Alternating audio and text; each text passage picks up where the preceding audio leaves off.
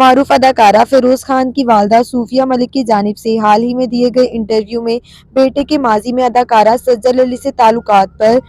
گفتگو کی video viral ہو گئی۔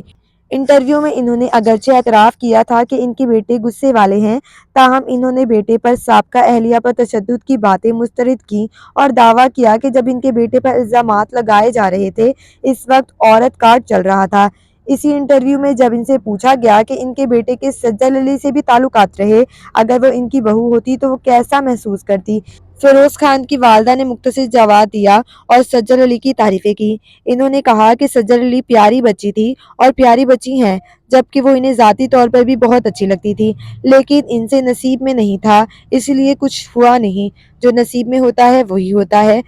فیروز خان کی والدہ کی جانب سے ماضی میں اداکار اور سجل علی کے درمیان تعلقات پر بات کرنے کی ویڈیو سوشل میڈیا پر وائرل ہو گئی ہیں اور اس پر صارفین نے دلچسپ تبصرے بھی کیے ہیں۔